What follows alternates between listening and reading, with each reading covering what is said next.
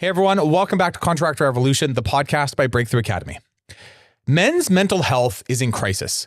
We are 3 times more likely to turn to addiction and 4 times more likely to turn to suicide. And yet 40% of men will never seek help. In this episode, I'm sitting down with Connor Beaton, the founder of ManTalks and the author of Men's Work. Today, we're going to be diving into the importance of men's inner work. After overcoming his own struggles with infidelity, drugs, and alcohol, Connor's mission is to help men become better leaders, spouses, dads, and just overall people. In our conversation, we cover why men's health is in crisis today more than it ever has been, and why it's so hard for us to just get in touch with our inner selves, and how to identify and confront the hidden parts of ourselves through what Connor calls shadow work. And how doing your own inner work not only just pays off for yourself, but for your team and for your family, and how to foster healthy masculinity and self-leadership for you and your teams. Now, look, I get it. We love to often just unpack business systems here on this channel. But if you find this type of episode useful, make sure you let us know in the comments. Now, let's dive into it with Connor Beaton. You're watching Contractor Evolution, the podcast by Breakthrough Academy, where we systemize contracting businesses for growth. Keep watching to learn how the world's top contractors scale their companies, build killer teams, and make more while working less. Mr. Connor Beaton, thanks for coming on the show. Stoked to have you, man. Thanks.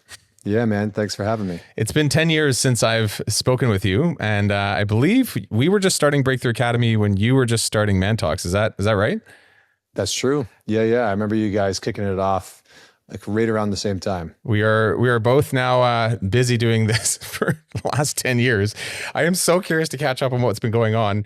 And for those listening, I want to walk through the work you do essentially, because I think you help men in such a unique way and you focus in on the inner problems that a lot of us have that no one want to talk about. So I want to get into that today. And you have your own journey in this. So let's start there. I would just love to know like how your early life has shaped the work that you actually do today, where you're working with men specifically to work through, is this fair to say work through our like, yes. That's basically it. Yeah, it's basically it. It's like, I mean, the slogan for ManTalks is it's not therapy, it's training. And so we take therapeutic modalities, psychological modalities and skills, and then teach men how to deploy them in a way that's effective. And, you don't have to go through the whole rigmarole of therapy. But I mean, my early life, there's sort of 2 pieces that I would say. I grew up, my family, my parents divorced when I was 3, and then they both married other people, and then they both had a daughter and then a son that were relatively the same age. And so I grew up between 2 family systems that looked identical on the outside, but then the characters of the players in those systems were polar opposites. So my mom and my stepmom were so opposite. My dad and my stepdad were polar opposite, et cetera. And I think very early on in life, there was just this curiosity of why people were the way they were that got activated inside of me. Like, why does he do that, but he does that?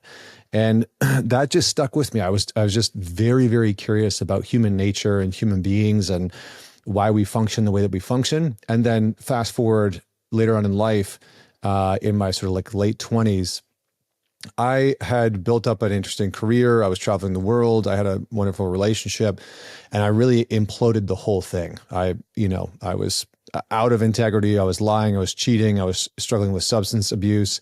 And it was after that when I started to find my way onto a path of understanding the therapeutic concepts and psychological concepts. And I had a mentor that was in my life that really kind of took me under his wing. And it was an old school type apprenticeship. I was in my late 20s. He was in his like mid 70s.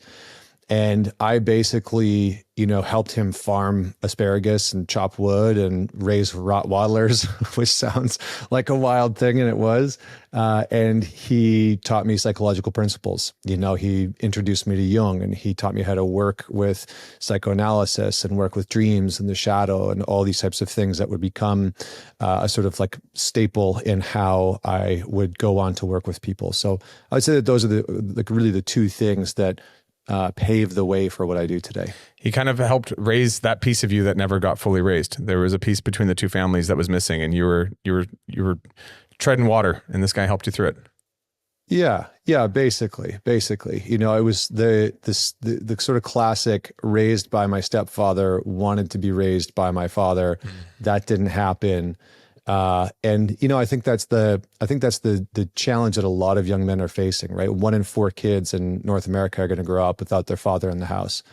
And for a lot of, when you look at the data and the research and the stats around this, it disproportionately affects young boys. It doesn't as much affect young girls. It can have some side effects, but when you look at the data and the research, young boys that grow up in a household without a father figure around disproportionately have a lot of different side effects. They are, 90% more likely to get kicked out of school than, children that have a father in the household. They are 85% more likely to drop out of high school. I mean, substance abuse increases, physical abuse of themselves increases, mental health disorders increase. And so you can see this direct correlation that not having a dad in the home is very, very challenging for a lot of men, a lot of young boys. So this is prevalent with people.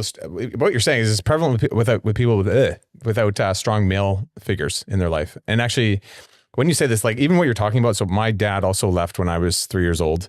He actually died from a heroin overdose when I was 14 years old. And I still feel like I don't fully understand what it is to be a man. And there was little things early, like I'll tell you kind of a funny one, but like I remember not knowing how to shave. I remember like in my mid 20s having massive red like rash here because I didn't know how to shave. And I had to have the lady at the mall show me how to do it. And I was just like, man, I am missing some like key elements.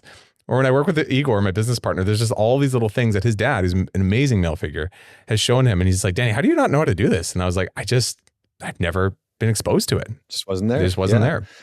So this is what we're talking about. Yeah, this is it, right? And it does have an impact because I think in many ways, what it means to be a man, masculine traits, principles, tendencies, all of these things are generally modeled, and then they're things that we begin to embody based on the modeling that we've seen. So if you have a complete absence of what a man looks like, right? Say you grew up in a single mother household. That mom could be the best mom in the world, right? She really could be attentive and loving and caring, but she's not going to be able to model the challenges of what it means to be a man. She's not going to be able to model what it means to be a man who is dealing with struggle or his anger, right? And that's how a lot of young boys learn, is we learn through this modeling of what masculinity and being a man looks like. And when those things don't happen, there's a kind of vacancy that lives within so many men. And that vacancy leads to all types of things, right? 63% of youth suicides are from fatherless homes, right? 71% of teen pregnancies are from fatherless homes. 90% of homeless kids and runaway children are from fatherless homes. So you can just kind of go down the list and you can see that when a dad isn't present, specifically in a young boy's life, yes, in a child's life, but in a young boy's life, he is going to really, really struggle. And that's largely because we not only need that modeling and a kind of pathway that we can work towards to say, this is the direction. And it doesn't mean that your dad has to be perfect. Most kids don't grow up with a perfect dad. It's just that you're seeing, here's how I want to be, here's how I don't want to be. And I have something to press against. I have something to push against. And again, the literature and the research is pretty clear that fathers play a vital role, especially with young boys, in being able to temper aggression, being able to understand how to deal with our anger. So there's the things that you're talking about, which are very important, like how do you change the oil in your car and shave your face and do all these things, which my grandfather taught me how to do a lot of those things. And it's not that my dad wasn't around. It's just that I didn't see him very often, because of divorce laws. I saw him like once or twice a month for 2 or 3 days. And, 4 days out of the month for a young boy who's trying to figure out what it means to develop into manhood and develop skills and traits and characteristics of being a young boy and young man, it's not enough. in the question that I still to this day have, and had a large one when I was in my 20s, was who am I? Who am I? Who is Danny Kerr? And I think, the thing that I filled that with, and I think a lot of people listening today too filled that with, was my business. I am Danny Kerr, the businessman. I am the entrepreneur. And I filled a massive amount of that lack or misunderstanding with the people and the processes and the customers and the interactions I had there. And that started to become me. Do you see this with entrepreneurs? I just specific on the angle of entrepreneurs, but how does this work relate to those who are running their own business? Is this a big thing? Like I imagine it is for me anyways. It's like, I define myself by my business now, which is not healthy. It's not something I want. Yeah, there's two pieces I want to talk about. One is the lack of identity and lack of knowing who you are that can come along with it not having a father figure in your life. And then the second piece is a lot of, how do I want to say this? Because kids are little bundles of egos, like psychologically, a child is just a little bundle of ego. And they personalize pretty much anything. So anything that happens in a child's environment, it's very probable that that child in some way, shape, or form is going to feel like they were the cause of that happening, right? Mom and dad are fighting. What did I do to cause this? Dad left. What did I do to cause this? Dad keeps hitting me and yelling at me. What did I do to cause this? And so when these things happen, when dad isn't present, when dad vacates, or dad isn't there, or dad's only there once in a while, or he's kind of deadbeat, or he's spineless, a child will take that on to say, what did I do that caused this? So there's two things that happen. One, lack of identity. And I see a lot of men being very driven to become successful, to fill the void of who they are, right? To fill the void of, I know who I am, and having a sense of identity and having a sense of meaning, and having a sense of depth within who they are.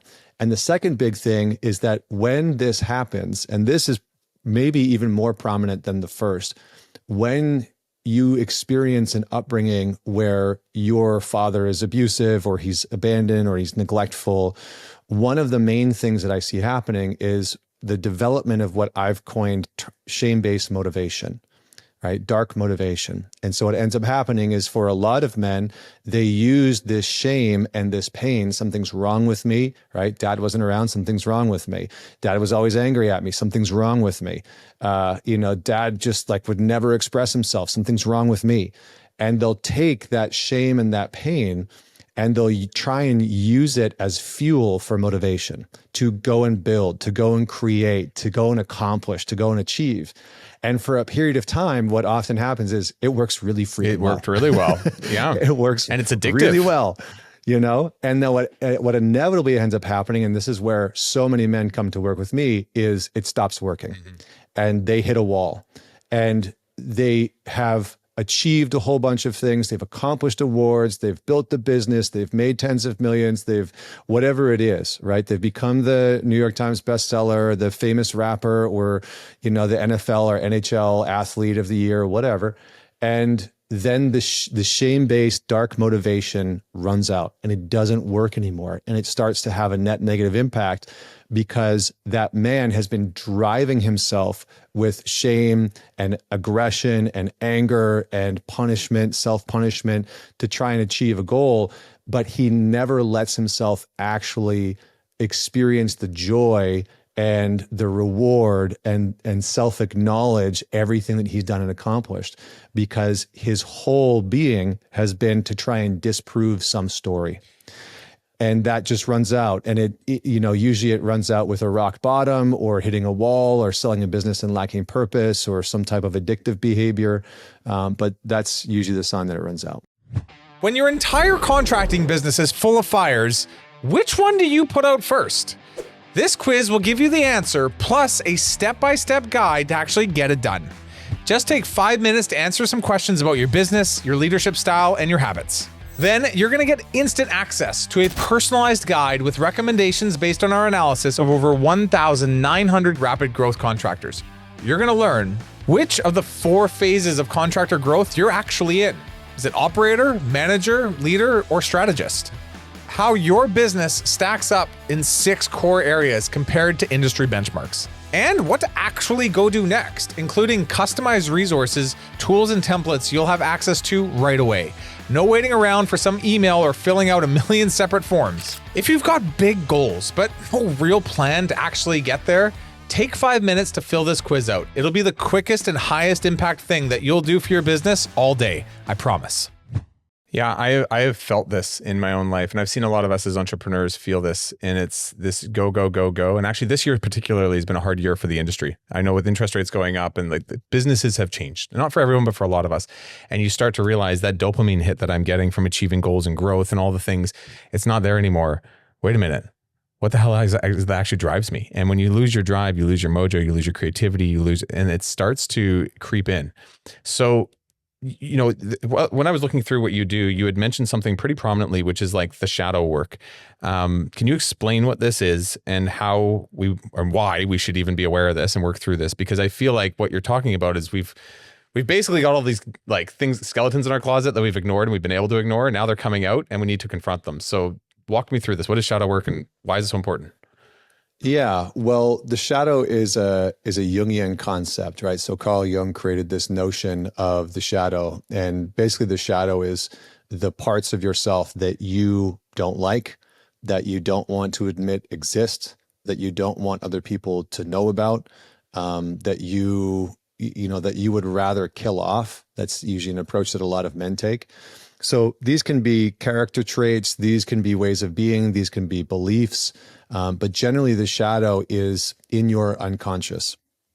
So I'll go more into what that is and what forms it. The reason why it's so important is it relates directly to why and how you sabotage. So Jung said famously, unless you make the unconscious conscious, it will direct your life and you will call it fate. Unless you make the unconscious conscious, it will direct your life and you will call it fate. So unless we take these unknown variables about ourselves, the inner critic, the way that you talk to yourself, because nobody can hear you talk to yourself, the way that you sort of beat yourself up and punish yourself, and the sort of like self-loathing that you have, unless you start to bring these things up into consciousness and deal with them, they're going to direct your life. And the shadow has a way of, and this is again Jung, this part of you that you don't like, that you don't want other people to know about. For a lot of men, it's their weaknesses, it's their vulnerabilities. For some men, it's their anger. They'll have whole cart just disconnected from their anger or disconnected from compassion. They'll put those things into the shadow, and then it will come out in your marriage. It'll come out in your relationship. It'll come out, when you start to have success. So I'll give you a very brief example, because I see this a lot with nice guys and generally guys that have dysfunctional relationships with their fathers. The classic nice guy is disconnected from his anger. He's a people pleaser. He wants to make everybody happy.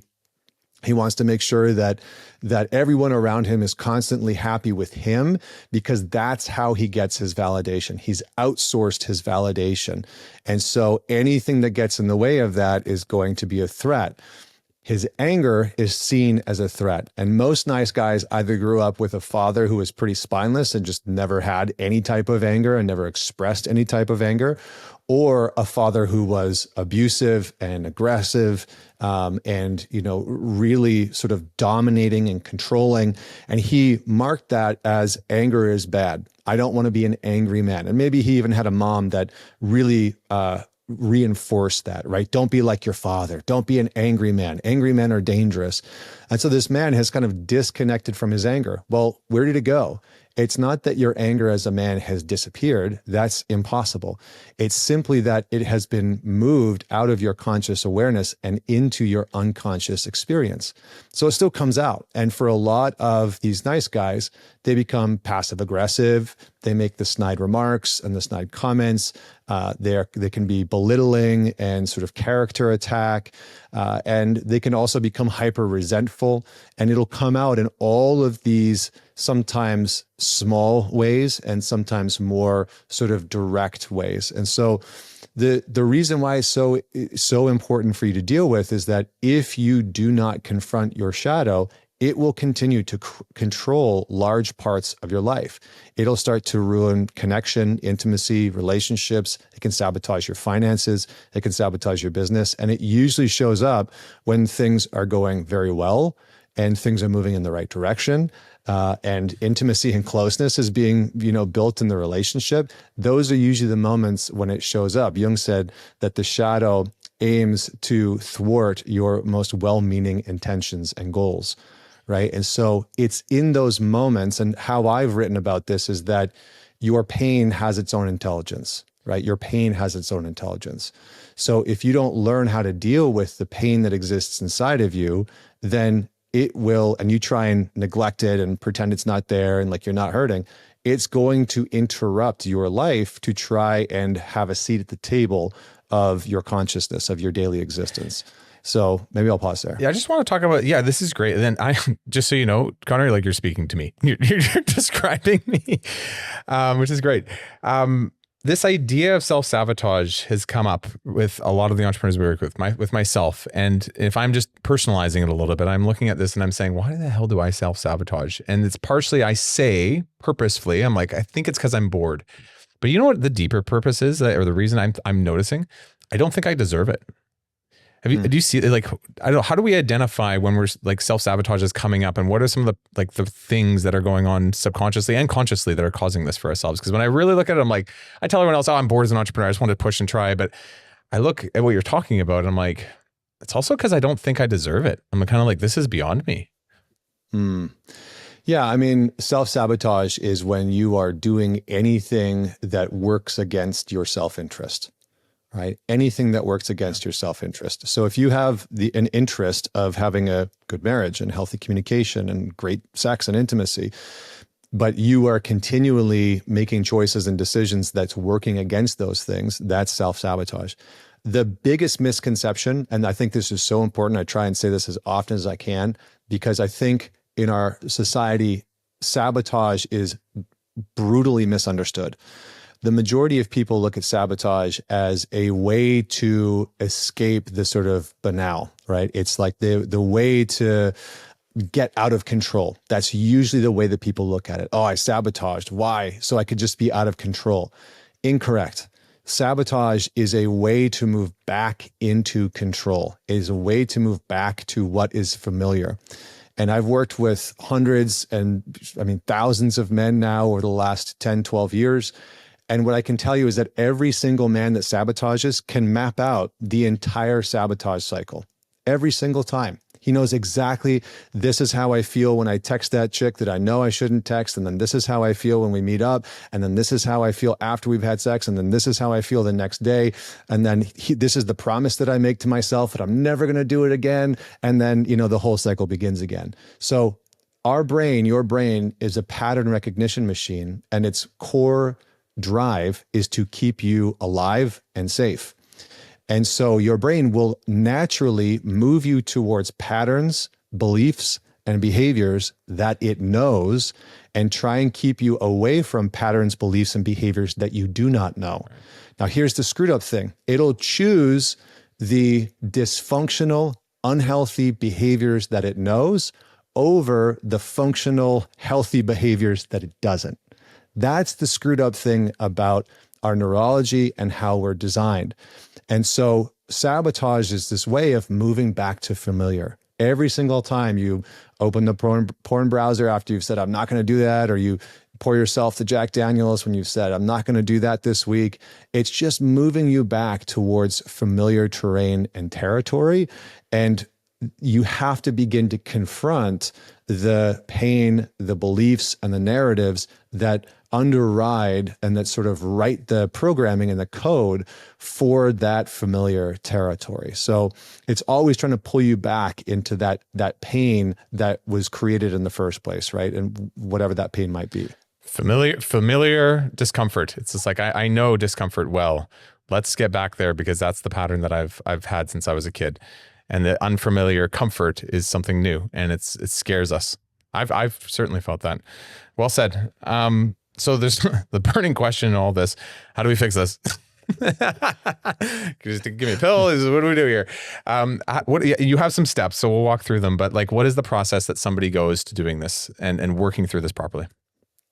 Yeah, well, Jung talked about the first step in any therapeutic, any psychological, and any spiritual process being the step of confession.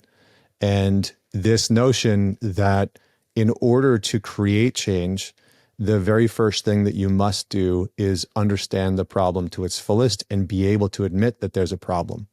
And this is why when you look at Alcoholics Anonymous, which Jung actually influenced, there's a very interesting story there. He actually influenced the creation of AA through one of his patients inadvertently. The first step in AA is, do you have a problem, right? Can you admit that you have a problem? And so that's really the first step. So the first step, whether you want to call it confession, whether you want to call it radical honesty, whether you want to call it transparency, it is about a kind of ruthless ownership over the bull that you have been allowing to take place in your life. And that bull might be that, for years, you have verbally abused yourself internally. And this is the case for a lot of men that I've worked with, is that when they come to work with me, what they say is, oh, there's these problems in my marriage. There's these problems in my business. I've reached this ceiling and I can't seem to crack through. And when I get into it, one of the main things that they're dealing with is that the way that they speak to themselves is brutal. It's terrible. They would never let anybody else in their life talk to themselves that way. So the very first step is beginning to define and refine and confess what the actual problem is, whether that's, porn usage or infidelity or lies or, a limiting belief that you've been dealing with for a long time that you're ashamed of or you're embarrassed about. It's actually just working with somebody, whether that's an individual or a group, to be able to say, here's what's been going on. Here's the absolute truth of what I've been hiding. Because for almost every single man, that's how we deal with it. We have been taught that suppression equals strength. Suppression, pushing it down, hiding it, ignoring it. And so what most men do, and what gets most men into trouble with sabotage, is that they don't talk about it. They hide it. They don't address it or deal with it. And so nobody really knows that man is struggling. And this is why when you see men, who are dealing with depression or have suicidal ideation and, things really bad happen, a lot of the times people around them will say, I had no idea. I just had no idea. So that confession really is the first step. So maybe I'll pause there because I think that might bring something up. It makes me think about just in my faith. Like my first point of confession is with God, and I sit down and I pray. And it's the things that I pray about that are probably the biggest things that I need to work on. And it's between me and God. And I can't even imagine not being able to let that out every once in a while. Because it just like you said, it bottles up and it stays to a point where you just think, oh, this is just me. This is just how life is. And to hold all that on my shoulders is a lot. And I think for a lot of us, especially as entrepreneurs, like we don't have a lot of external sources that we can go to. We're kind of the captains of our own ship. We're often the leaders of our families. We're the people that need to kind of, like you said, stay strong and bottle it up. My version of what you just talked about is prayer and admitting where I've up, basically. So thank you for saying that. For those listening, is there any other just ways to identify this? How do we identify some of these things that are just causing us pain? Is there anything else you could speak to this on? Well, I did want to just speak to what you were saying, which is that a lot of the times what is helpful is actually having other people that, yes, you can bring it to God. And I think that is incredibly important and it's valuable. I also think there's a reason why the church for pretty much, as throughout all of existence that we know of, had priests that you could go and confess to. And I think that, that being able to share what's actually happening, the burden of your life and your business and the relationship with another human being is very important. And I think that's very important, especially when we're dealing with something that's so human and that we feel is so flawed that sometimes I know a lot of individuals, it's like there's a different quality admitting it to another person versus admitting it to God. Yeah. And because I think for a lot of people, God, it's like there's a there's a reverence and there's a letting go that normally happens, versus with another person, we have to face the perceived accountability. judgment and the embarrassment and the liability of it. And so, I have a group of 6 men that I meet with, and they're all entrepreneurs, and some of them are wildly successful, and, some of them are on the same level as myself. And there's no secrets there, and it is insanely beneficial. And I think that it's something that every single man should have, especially the men that are listening to this, that have businesses and employees and families that all rely on you. Yes, talk to God, and yes, talk to other men. So I just wanted to bring that in. In terms of how to identify it, there's sort of the practical and then the sort of existential or ethereal, sure. Right? The practical is look at your life and really sit down with pen and paper and ask yourself, what feels like it's missing in my life? Where do I not like myself? What decisions and choices am I making that cause me to lose respect and trust in myself? And that will give you a very tactical look at where you are likely out of alignment, where you're probably acting from the shadow. You could also explore things like, and these are just questions that I ask people all the time, what do I not want other people to know about me?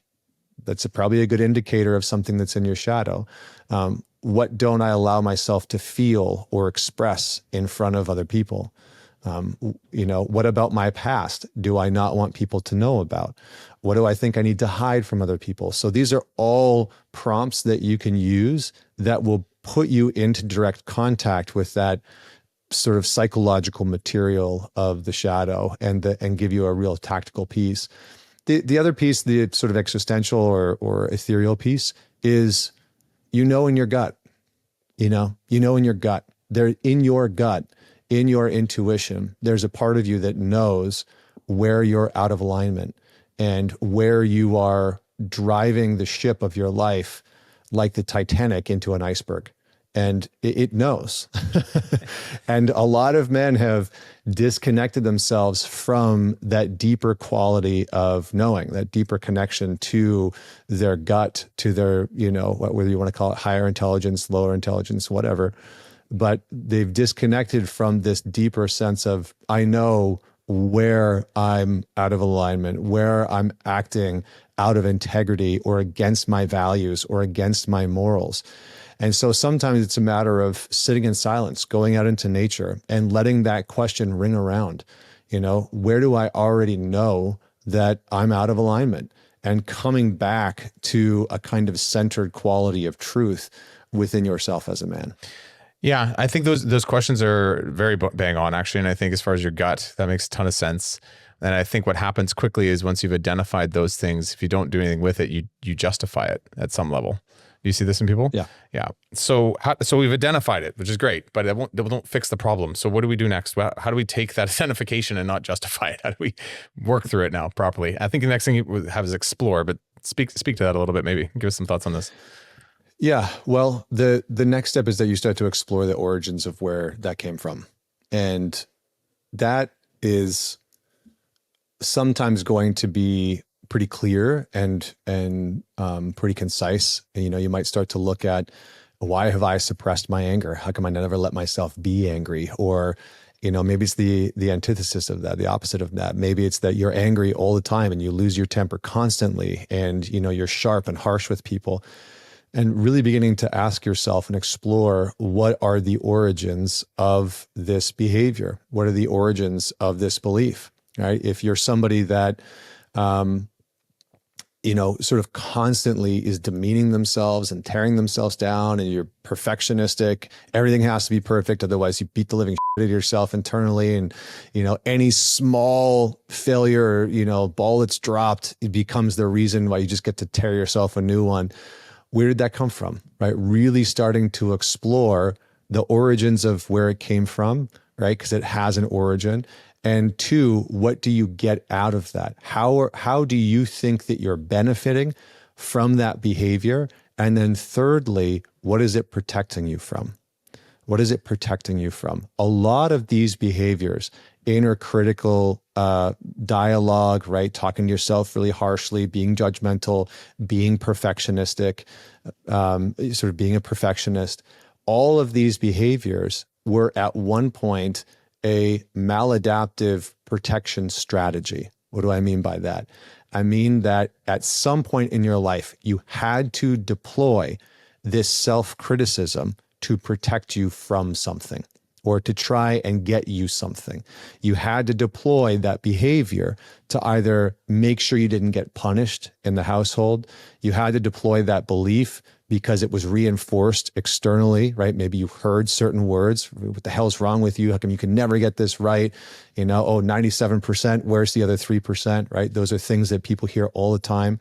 And so you deployed these behaviors and these strategies as a means of protecting yourself, right? A means of keeping you safe. So the last piece is how have these behaviors, or how are these behaviors attempting to keep you safe? How are they trying to protect you? And that can be challenging sometimes, because we can start to look at these and say, well, how the hell is my anger protecting me? But when in actuality, it's protecting you from having to feel sad or any type of grief or ever be vulnerable or feel weak. And it allows you to, continue to be in this place of superiority or dominance. So we have to be willing to get into these sort of harder pieces of why that's happening.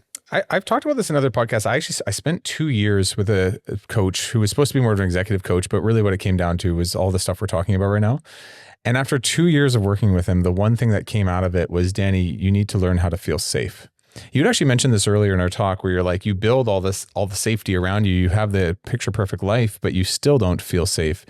And you have to learn to enjoy what you have around you. So that was his feedback after 2 years of working with me. I'm curious, is that what it is for all of us? Is it ultimately we're just trying to feel safe and that's what's fueling all of this dysfunction? Or is it different for different people? It's a little different for different people. Okay. So if you look at something like developmental psychology, and this is, a lot of psychology are theories, but there are some of them that, like developmental psychology, that has been much more rigorously tested. So when you look at developmental psychology, there's different developmental stages that we go through.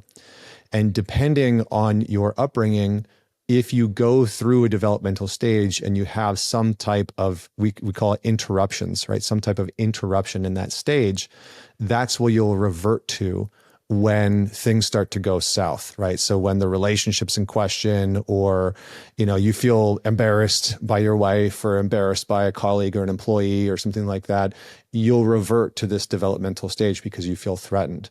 So the first two stages are the really big ones. And there's sort of the one when you're in utero, when it's sort of like life is just beginning. But the main one is from 0 to 18 months. When after you're born, you go through a stage of discovering whether or not the world is okay. Is my world safe? And because when you're 0 to 18 months, your nervous system, your neurology is connected with your primary caregiver. So what mom experiences, you experience. What mom goes through, you go through. And the research on this with polyvagal theory and other different forms of research is pretty damn strong. Like when so for example, if you're 12 months old or you're an infant and mom is having severe postpartum depression and she's not caring for you, she's sort of neglectful, she's chronically sad, that is going to unfortunately shape some of your nervous system. It's going to shape some of your neurology. And so when you get later on in life, this will live in you unconsciously. And it'll come out in all these ways of not trusting surrounding environment. Is my world okay? Can I trust other people? Does life have it out for me? These are the types of things that you hear. And so here there's a rupture in being able to trust life and the world and feel safe with life and the world. And then we go into the next developmental stage, which is actually where I see a lot of men struggling. And the next developmental stage is 18 months to 3 years. And this is where you start to, as a kid, differentiate between mom and you, primary caretaker, the world, and yourself. And you start to develop a sense of self, right? This train is mine. This dinosaur is mine, right? This is my hair. and your sense of self starts to form. This is also where most kids hear no like 4,000 times a week, you know? I remember that. Like they're just, I remember it. yeah, Mom, can we get the chocolate bar? No, we can't afford it. So I would smell the chocolate bar and I would put it back. Exactly. And so in this stage, what we're starting to develop is, am I okay? Am I all right? And what can get interrupted here is, you know, if you're constantly being told, like say you have a parent that's just like, what's wrong with you? Like, how come you can't do this? That's going to interrupt the development of I'm okay, right? There's nothing wrong with me. I'm all right. And what will end up happening is that later on in life, you'll just keep reverting back to this. There's something wrong with me. There's something wrong with me. There's something wrong with me, until we begin to get down to rewiring our nervous system to be able to feel safe, as you're saying, right? So for you, it really sounds like those first 18 months, something was going on, right? It's like, am I safe in the world? Not am I okay? Just am I safe in the world? Is it safe for me to trust? And that is a big thing for some men. And for other men, the really dominant one is, am I okay? Or is there something wrong with me? And that's for me, that was it. There was a real deep fundamental questioning of, is there something wrong with me? Am I okay? That's awesome, Connor. I've never actually had anybody explain it in that concrete of a way, because usually these topics are so ethereal. But to say, hey, Danny, it's probably your early 18-month-old life, the safe thing is usually, and then after that, it's, am I personally okay? Because I'm like, I do actually feel pretty okay. I feel safe in myself, but I don't feel safe in the world outside of me. And I don't feel safe with all the different things going on. And I'm constantly preparing. You should see when COVID happened, the amount of freeze-dried food that I bought. That's still in my garage because I am like, we need food, you know. Anyway, I did not buy toilet paper. I bought a bidet. I was just like, it's just like, That's great. Oh God. Anyway, yes, I hear you. So this is so good. I want to go back to our steps here, but it's identify first. And these questions you put out there are so good. And then we can start to explore the root of it. And you've just kind of even given us like two major areas where this root could really come from early in our life even. What's the next step? How do we move through this properly? I think confront and connect is what I wrote down, but let's talk through this. Yeah, I mean, you have to confront the patterns that are happening. And I like to say that there's no change without confrontation. Change cannot occur without some type of confrontation. And that confrontation is usually the knowing that your brain and your nervous system and your psyche don't necessarily want to change, right? Like I said, they want to keep you in familiar territory, even if it's dysfunctional and not working for you. So part of the confrontation is knowing it is actually not going to be easy. Your brain and your body likely don't want to do it. And that's what you're up against, right? You're kind of working against the grain to form new behaviors, new choices, new belief systems, new patterns, new ways of interacting and connecting with yourself. So if you've done the first two steps, you will have likely identified something that was in your shadow, right? Anger, a lack of self-compassion, a lack of self-recognition, a lack of being able to express anger in a healthy way and set boundaries, right? Because boundaries actually require anger to set them and to know that people are crossing them. And then in this stage, you begin to move into the confrontation of doing the hard thing of self-recognizing, being able to self-recognize, being able to praise yourself and acknowledge yourself for doing something challenging or hard, right? The thing that you normally wouldn't do, right? If you're somebody that's a perfectionist, right? You normally just will not allow yourself to be like, actually, that was phenomenal. I really did a good job there. For a lot of people, they're just not going to even bother engaging in that. So you have to start to deploy the tactics and the strategies to work against the shadow, right? To work against that core behavior of, I'm not allowed to recognize myself. I'm not allowed to acknowledge my value or my efforts. I'm not allowed to be angry. I'm not allowed to be compassionate towards myself. And you start to practice these things. For some guys, it's going to be just practicing being honest, and not lying. Because for some guys, in order to avoid punishment and neglect or abandonment growing up, they just deployed a lot of lying. And so, you might actually just be working to catch yourself in the lie. I call it autocorrect, catch yourself in the lie and correct it with the truth. That might be the practice. So it's confronting what's happening and beginning to replace the behavior with something that is healthy, more generative, and actually going to be in service of you instead of working against you. It's very action based. It's not just speaking, I am safe, I am beautiful, it's actions. And in those actions, you said there's a reinforcement that you need to verbally also give yourself. Could you give some examples of this even in your own life? And maybe I'll give some of mine too as we work through this, but like, what are some specific things that you've even done in this? Yeah, I mean, some of those are very relevant for me. I did not have an ounce of self-compassion. I really was the guy who, I grew up with sometimes pretty verbally and sometimes physically abusive stepfather. And that carried through into how I treated myself, so I became a man who treated himself with that same level of verbal hostility. And I was never compassionate towards myself. I never let myself off the hook. And it was brutal, what the fuck's wrong with you? Such a piece of shit. How come you could why can you do this? And da, da, da. And it was very much the voice of the man that largely raised me that had permeated into my daily life.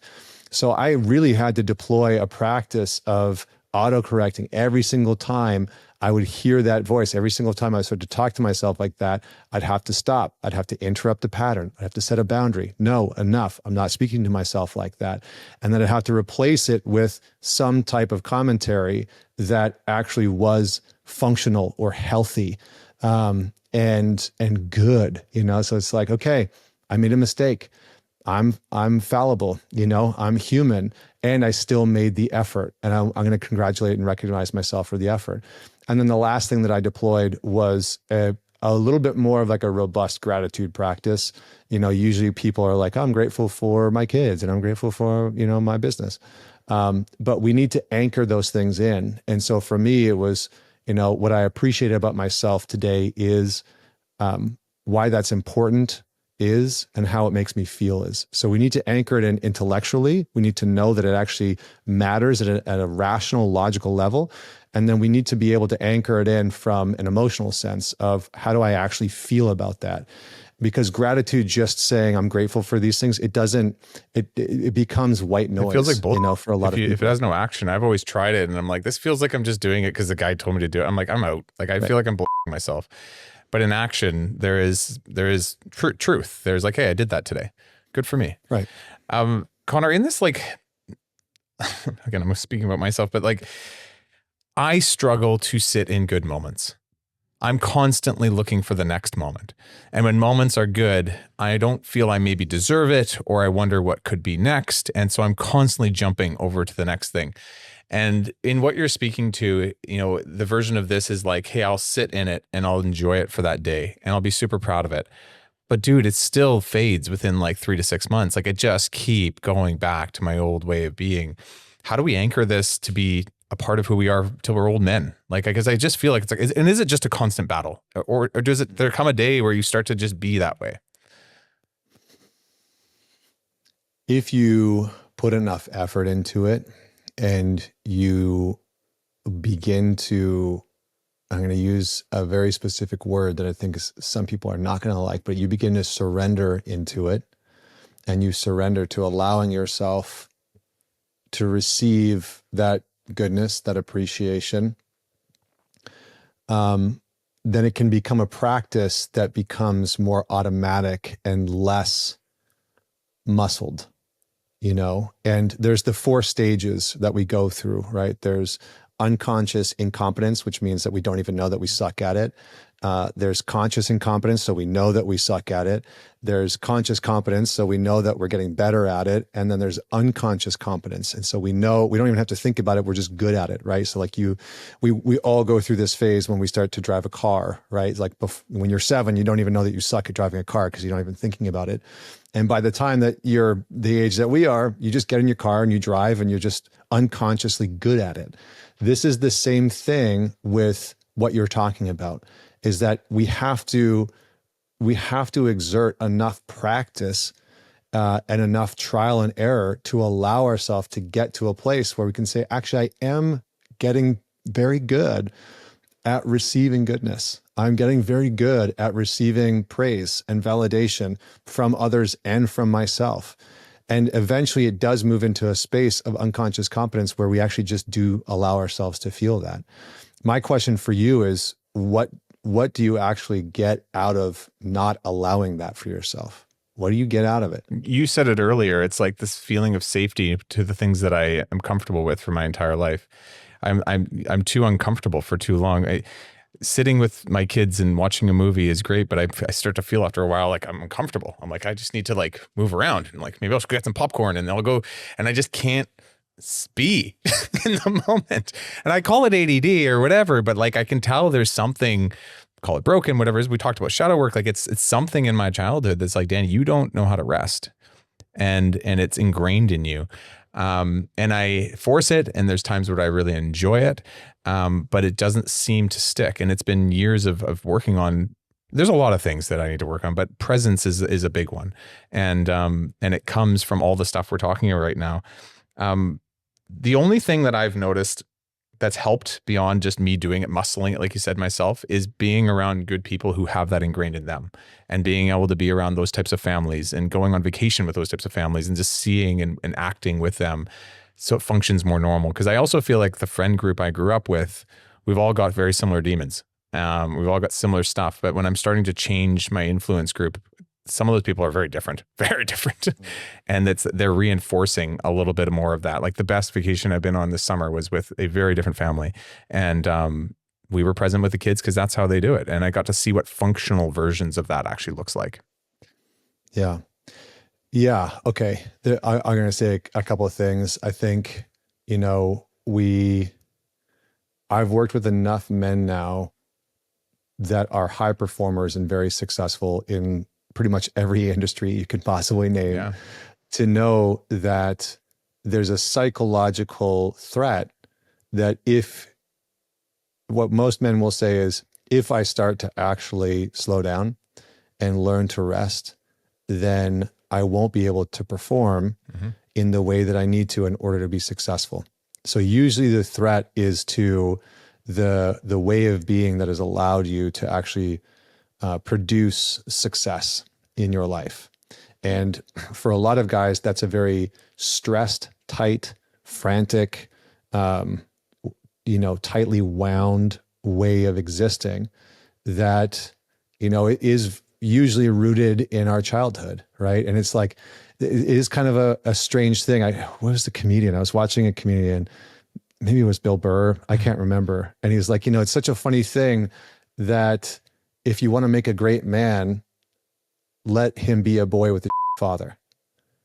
And it's a very strange thing that for a lot of men that are very successful, there is a strain that has happened in their youth. There's some type of strain, but we can, you can move through that, and you can allow yourself to be deeply present and to rest and perform exceptionally well.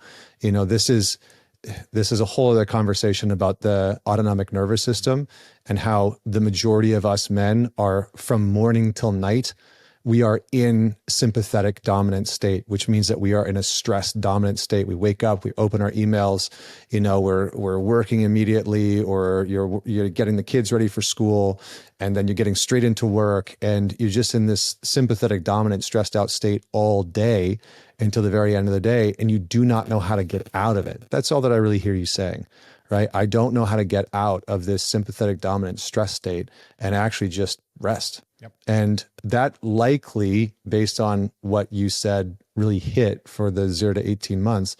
That's likely, my guess would be, if we were to work together and get deep into that, and I'm not saying that we should, I'm just saying that if we were, that there was some interruption at 0 to 18 months that happened for you, where you, as a very young human, didn't know deep rest. Right.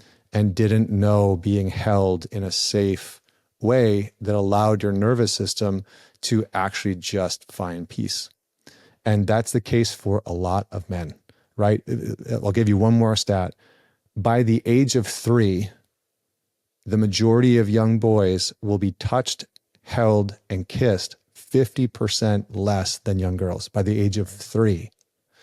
So our bodies and our nervous systems quite often, and depending on the school of thought that you were raised with, because, some kids were raised in the just, kids should be seen and not heard, and you don't, let them cry it out and all those types of things. They can be very stress inducing for an infant's nervous system. And that can cause us to not really know how to rest. So there are ways to work with that. There's a reason why we do big group work. Yeah, I mean, within my company, we do these big retreats with 20, 30, 40 men. And we do that because the group acts as a collective nervous system. And for a lot of men, the story that they've been carrying around is my pain, my dysfunction, my is too much for anybody to handle. But in these settings, that story and that belief crumbles, because it's like, well, you've got 40 other dudes here, and it doesn't really matter how angry you're going to get. It doesn't matter how big you are and how talented you are at jiu-jitsu and how good of a Muay Thai fighter you are. There's 40 dudes here. You're going to be all right. It doesn't matter how much sadness and grief you have to, squeeze out of your system, or if you just need to be held, in a way where you can remember that the world is okay, that the world is safe, that it's a safe thing to trust. Whatever it is, those group environments are useful because they act as this collective nervous system that helps a man's nervous system to achieve a quality of rest, of release that he hasn't been able to experience before. And from there, I call it a somatic screenshot. If you've experienced once, you can return to it. But for a lot of men, they actually haven't experienced the thing that they know they're missing. Yep. Right? They haven't experienced the rest that they know they're craving. They haven't experienced the being held or the release that they know they need. And so it's like, well, how do you get to a place that you've never been before without This is what I'm saying. This is why I'm like, I do it manually and it kind of works, but I'm like, what is this? And like I said, the best version of this was the vacation we took with this other family where I was like, oh, this is what it looks like. Oh, this is what it feels like.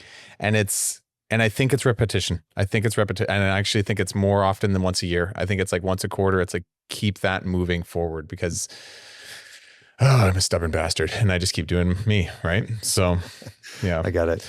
I like, there's this burning question I'm having while we're talking the whole time, because you keep talking about childhood and I know how old your kids are and I know how old my kids are. And I'm constantly questioning, how do we be good dads? All right. What can we take from this, even for those listening, where we can at some level, not just work on ourselves, but also make sure that we don't pass this to our kids and we do a good job raising our kids? Yeah. Well, a good friend and mentor of mine said something that has always stuck with me, which I appreciate and gives us. So I'm going to start with this, which is, you're going to your kids up. Okay. No matter what. Like there is no such thing as perfect parenting. Mm-hmm. It just doesn't exist. Yep. And in fact, the more religiously and feverishly dedicated you are to being this perfect dad, the likelihood is that you're going to f them up even more, because you're going to be blind to your own bullshit. Right? You're just going to blind yourself to it. So just know that it's not about you being infallible. It actually is about you being imperfect and then being able to model what you as a man do with those imperfections. That is the key. If I could teach any father one thing, it is model what you do as a man with your imperfections for your kids. Model that. I don't get it wrong. With all of my tools and all of my work, there are times where I still lose my temper, get it wrong with my son, but I model what that looks like. I'll sit him down. I have a whole system with him, right? If he's out of control and, he's wilding out and throwing a tantrum, I'll let him throw a tantrum, and then I'll sit with him. I'll sit cross-legged straight across from him. I'll face him. I'll say, give me eyes. That's our sort of like code word. I'll say, give me eyes, and he'll look me in the eyes, and I'll hold his hands, and we'll have a conversation, or if I've, lost my temper and I've raised my voice at him, same thing. I'll sit down, I'll take a moment, I'll go outside, I'll take a few breaths, and then I'll come back and I'll sit with him. I'll say, Kate, let's sit down. And he knows the drill, and we'll sit down. I'll hold his hands, I'll look in his eyes, and I'll say, Daddy's sorry for losing his temper and getting loud with you. That wasn't okay. Yeah. And he'll say, that's okay, Dad. Whatever he says, and then we'll hug and everything will be okay. So model what it looks like to be a man who deals with his imperfections. This is something that for a few generations, you haven't seen that. Yeah. The majority of guys that are probably listening to this is like, they've never seen their father deal with their imperfections. So if you can do that, you're going to teach your kid how to adeptly and effectively deal with their own imperfections, because they're going to have their own imperfections. And that is one of the best things that you can do. That the last thing that I would say is prioritize presence with your children. They do not need much, especially if they're young. They do not need much outside of your presence. So for me, in the mornings, from the time I wake up to the time I start work, there's no phone, there's no computer. I'm with my kids. And that's hard sometimes when I have a lot going on in my business, but that is a priority for me. My son asks me to go play trains with him or dinosaurs. I'm in there, I might only have 10 minutes to do so before I have to take him to preschool or whatever. But those 10 minutes, I'm like, you lead the way. What are we doing? Or I'll create a game for us. Right. So give your kids the full blast of your presence as often as you humanly can. Sit with them, watch a movie with them, create games with them, create habits, create rituals with them, but be present when you do it. I think so many parents are struggling with their own phone usage and phone addictions and technology addictions that are seeping into robbing them of time with their kids. And I think that's just the main thing. Is just be super present. This summer we saw it the worst, all of us, because summer break hits, all the kids are out of school and you're trying to keep them busy. And in between spaces, this is where the technology creeps in, and like I've never seen before. And me and my wife, like, school just started. So we're like, it is so good to get everybody back into a routine, because good Lord, we needed one. All of us did. It wasn't just on them. Like you said, it's us too leading the way. But yeah, what I'm taking from you on this is like, be real with your kids. Be real with who you are and what you've done well and not well. And don't try and be a superhero. I know sometimes my kids are like, Dad, you're a superhero. I'm like, I'm human. Just so we're clear. And there's some things I know for sure. And there's some things I need to work on, and just to be real with them in the things where you might have done well or not well with them, and let them understand you're infallible, or you have infallibilities. And then you also go ahead. One last thing, which is, again, a lot of the research shows that how you treat your wife is going to set your son up for a lot of different variables in life. It's going to be in a large part what he either how he aspires to be with women, or how he does not want to be with women. And for a lot of young boys, being able to see a father loving his mother in a healthy way and being able to resolve conflict, like my wife and I, she's a marriage and family therapist. And so when we do have conflict, if we're in a disagreement, we're not afraid to do that in front of our kids sometimes, when it's appropriate, and to resolve it, and to just resolve it as quickly as possible in front of our kids. But I'm very open and affectionate with my wife, and I love on her as often as humanly possible in front of my kids. And it's so funny because I'll end off with this. We have gotten in such a habit of it that my son sees it as an open invitation now to come and get love and affection. So when I start loving on my wife, hugging her or giving her a kiss or whatever in the kitchen or living room, and he sees it, he immediately will get out of his chair and come running over and get right in between us because he wants to be a part of that. And so I think it's like build and foster that culture of love and affection And if you are giving that to your wife, if you're really committed to that with your partner, then your kids will want to be a part of that. They'll just feel that love is something that is natural within the household. It's good. I have all girls actually, and I've noticed one thing, and this is advice. I don't know who gave this to me, but your girls will date and marry the man that they see in their father. And so the way that you treat your girls, the way you take them out on little dates, the way that you speak with them is the man that they will seek later. And I'm very conscious of like, am I the man that I want my daughter to meet? And am I showing up in that way? And I think I do okay. But I think I've got a lot of things to work on too. So good stuff, man. Connor, this was awesome. Thank you. Thank you for giving your time in this. And just going deep in this way. I think there's a lot of people listening that appreciate this. I personally appreciate this conversation. It means a lot. If people want to reach out to you, if they want to find you, how do they do this? And then any final thoughts as well? Yeah, I mean, the best way is mantalks.com or ManTalks on Instagram or YouTube. My show is up on YouTube there's video there. Also on Spotify, there's video there now. So that's great. So you can find me there. Reach out, if there's somebody that's watching this and something hit you, fire me off a message on Instagram. I try and respond to everybody. So don't hesitate to reach out if you have any follow-up questions or thoughts or comments, or maybe there's something that you didn't like. That's okay too. Feel free to reach out. I love talking to as many guys as I can, because I think men need a little bit more support, and in our modern culture, that's not necessarily something that exists in like a healthy way, where it's promoting family values and strength and all the things that we've been talking about in this show. So don't hesitate to reach out. Amazing. Thank you for doing the work you do, man. We all need it. Thanks, brother. Thanks so much for watching. If you thought today's episode was awesome, it probably means you should subscribe. You're going to get more Contractor Evolution episodes in your feed, and I'll see you next week.